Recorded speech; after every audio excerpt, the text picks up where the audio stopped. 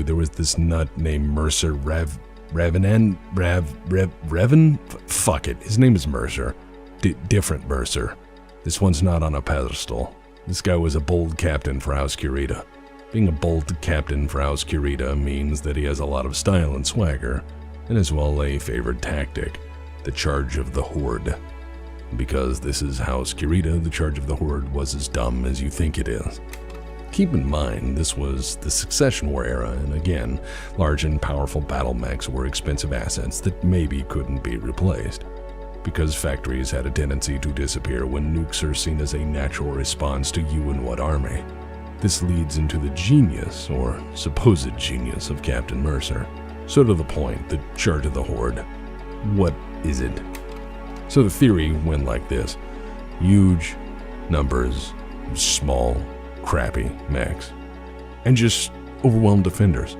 Either you get them to run out of ammo, or you get them to overheat, or you annoy them to the point to where they just leave.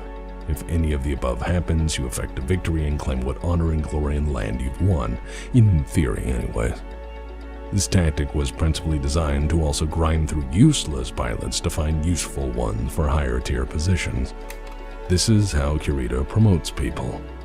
Kill the dumb ones, reward the cunning, or crazy. Rinse and repeat.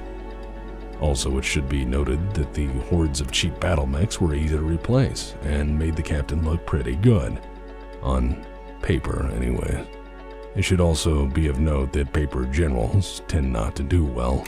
It is also of historical note that Captain Mercer was a grade A idiot. So we have a weird Kurita captain with a dramatic flair for bonsai charges. I'm not making this up. This is what their homeworld looks like, by the way. Yeah. So now that you understand Kurita, we can tie all these little pieces together.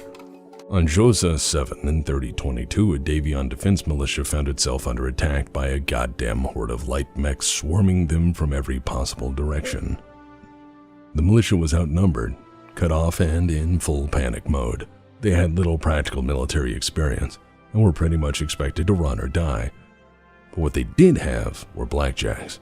They weren't professional soldiers by and large, but Davions being Davions, they're noble to a fault. So instead of surrendering to the screaming horde of Kuritans descending upon them in a mass bonsai charge, they decided to see what this blackjack thing could do. And what they did was surprisingly effective. They formed a firing line and went full auto. They stood their ground and went Daka, culling targets, focusing fire, and engaging the enemy at maximum range. As it turns out, grade 2 autocannons have a lot of accuracy and they reach out really far. And as it turns out, the Blackjack 1 carries plenty of ammo.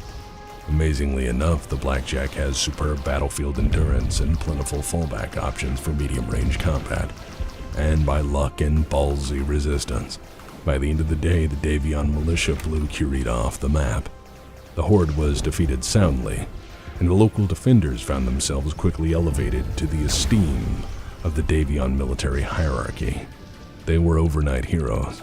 Here, a simple Davion militia using old mechs everyone hated had stood their ground and using basic tactics had completely trounced the opposition with one simple trick, shooting them until they stopped moving. This defense was so highly celebrated that it essentially broke the stigma of the Blackjack overnight, and as a result, it fostered a renewed interest in the design. People started to talk about the Blackjack as something more than an old design to give to nobodies. It became something to give to defenders, to militias and reserve units. It became a mech that could serve in any situation where you needed enormous volumes of fire to pour out on the enemy like an army of angry flying monkeys. The Blackjack became a rising star in the world of mobile warfare and enjoyed a good run of rising popularity among the great houses and mercenaries alike. After all, something that embarrassed Kurita had to be worth the price of admission.